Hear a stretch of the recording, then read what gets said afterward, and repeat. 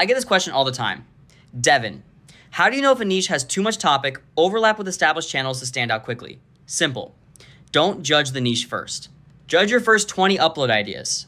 I use a 3-part overlap test. First, title collision.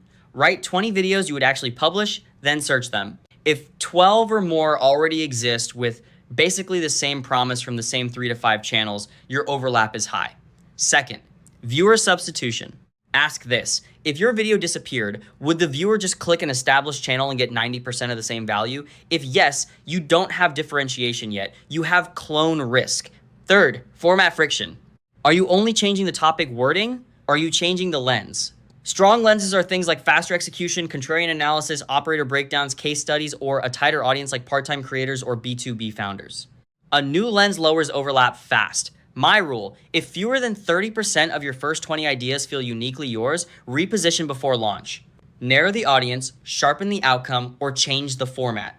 If you map those 20 ideas in Satira by promise, audience, and format, the overlap becomes obvious very quickly.